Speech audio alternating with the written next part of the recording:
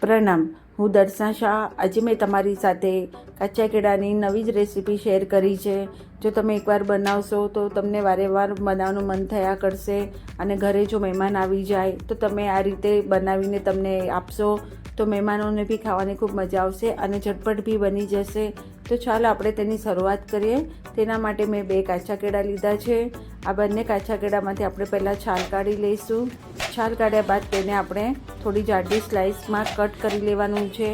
આ રીતે બંને કાચા કેળાની સ્લાઇસમાં કટ કર્યા બાદ તમે જોઈ શકો છો કે કેટલી સાઇઝનું મેં કટ કર્યું છે. હવે આ રીતની આપણે ગરમ તેલમાં તળી લેવાનું છે. તો પહેલાં ફાસ્ટ ફ્લેમ પર અને પછી મીડિયમ ફ્લેમ પર લાઇટ ગોલ્ડન બ્રાઉન થાય ત્યાં સુધી એને તળવાનું છે. આ રીતે આપણે બંને કેળાની જે સ્લાઇસ કટ કરી હતી તે બધી તળી લઈશું.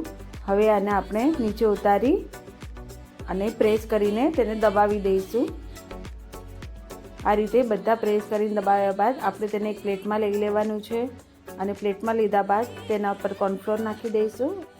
કોર્નફ્લોરમાં અને સારી રીતે રગદોળી દઈશું. અને હવે આપણે તેને ફરીથી ફાસ્ટ ફ્લેમ પર તળવાનું છે. અને તે જ રીતે ફાસ્ટ ફ્લેમ અને પછી મીડિયમ ફ્લેમ પર ડાર્ક ગોલ્ડન બ્રાઉન થાય ત્યાં સુધી એને તળવાનું છે. તો આ રીતે બધા તળાઈ ગયા બાદ આપણે તેને એક બાઉલમાં લઈ લઈશું. હવે આમાં મસાલો કરશું. લાલ મરચું પાવડર, ધાણા જીરું, મીઠું સ્વાદ પ્રમાણે, ચાટ મસાલો અને આમચૂર પાવડર નાખીને તેને સારી રીતે મિક્સ કરી દઈશું. આ મસાલો નાખ્યા બાદ ખૂબ જ ટેસ્ટી લાગે છે. તો તમે એકવાર જરૂરથી ટ્રાય કરજો. તો કેવો લાગ્યો તમને મારો વિડીયો જો તમને ગમ્યો હોય તો મારા વિડીયોને લાઇક, શેર અને સબસ્ક્રાઈબ કરવાનું ના ભૂલતા. ફરી મળશું નવી રેસીપી સાથે.